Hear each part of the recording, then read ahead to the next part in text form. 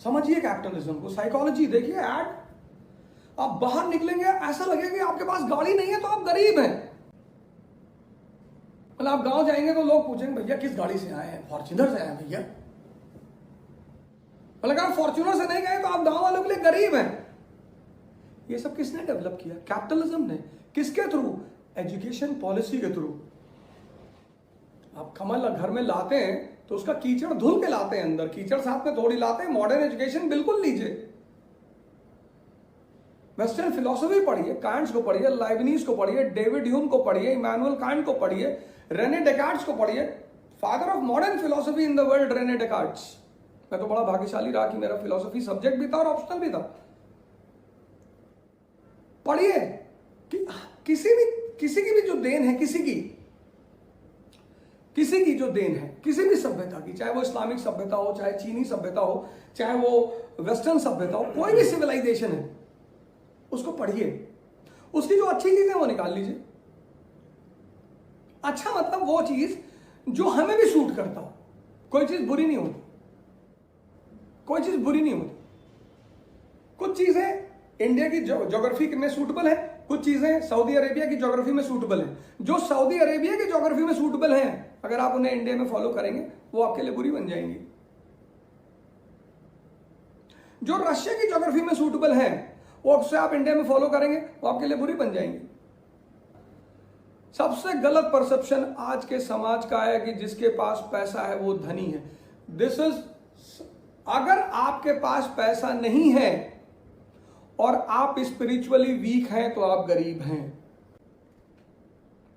ये पूरी लाइन है। पैसे का गरीबी से कुछ भी लेना देना नहीं है। तो बड़े पैसे वालों के साथ काम करता हूं। मेरे बॉस ही हैं, अरबपति आदमी, अरबों रुपया आए, 3 महीने से लॉकडाउन चल रहा, उन्होंने पता ही नहीं किया कि भैया हो दुनिया में कि नहीं, और बहुत पैसा है। अभी मैं कह दूंगा जाकर तो बुरा भी मान जाएंगे।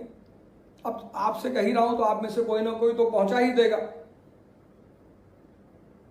पैसे से अमीरी नहीं होती।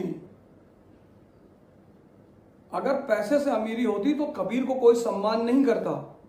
अमीर बनना है, ये बिल्कुल सही है, अमीर बनना है।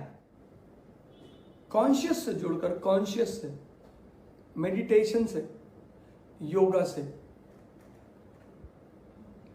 बाबा कौन सी यूनिवर्सिटी से पढ़ा है? बाबा रामदेव। लेकिन ये वेस्टर्न फिर कैपिटलिस्ट, इन्होंने कहा हिंदुस्तान के, इनको एक ही कल्चर से डर था। वेस्टर्न कैपिटलिस्टों को सिर्फ एक कल्चर से डर था, वो था इंडियन कल्चर। क्योंकि इनको पता था यहां सेंट्स हैं, यहां सूफीज हैं।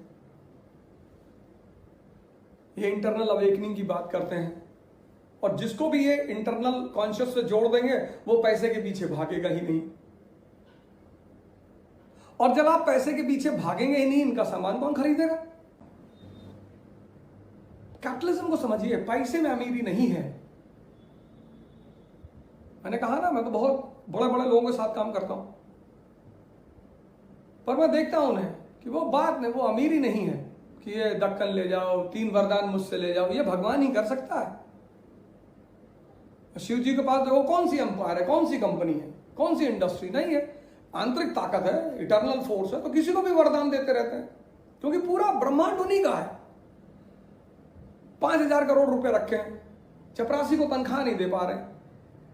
5,000 करोड़ के मालिक हैं, चपरासी को तनख्वाह नहीं दे पा रहे, अपने यहां एम्प्लॉयज को तनख्वाह नहीं दे पा रहे। और कितना पैसा? 5,000 करोड़। और वो मुझसे आशा करते हैं कि मैं उनका सम्मान करूंगा। कभी नहीं। पैसा रखे हो छीन लेंगे, लेकिन अगर अध्यात्म रखे हो तो नहीं छीन पाएंगे। तभी तो बचपन में हमें वो संस्कृत में पढ़ा गया था, न चौर हार्यम न भृत भाज्यम। वो वाला ज्ञान है, इटर्नल कॉन्शियस स्पिरिचुअलिज्म। जिस आदमी के पास 5,000 करोड़ रुपया हो और अपनी चपरासी को सैलरी ना दे, अपने एम्प्लॉयज को सैलरी ना दे,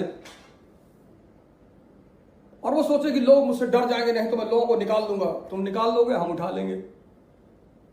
कुछ तुम भी कर सकते हो, कुछ हम भी कर सकते हैं। आंतरिक ताकत पैदा करो यार। ये देश है आंतरिक ताकत के लोगों का। भारत उठाओ कुरान, फिर से पढ़ो, खुद से गीता खुद से पढ़ो, बाइबल खुद से पढ़ो, सोचो ये लाइन क्या कहना चाहती है। क्यों? किसी भी संत का, फकीर का, सूफी का, औलिया का मजाक मत उड़ाओ। ये वेस्टर्न कॉन्स्पिरेसी के शिकार मत बनो। जय हिंद फ्रेंड्स। इतिहास अतीत का अध्ययन है। इतिहास एक जीवंत विषय है। मैं आपको भारत के इतिहास की कहानी सुनाऊं, तभी आपके लिए इतिहास मार्गदर्शक बन जाए, इतिहास गुरु बन जाए। वर्तमान को सुधारना जिससे कि भविष्य महान हो सके, तभी आपको इतिहास पढ़ने का मजा आएगा।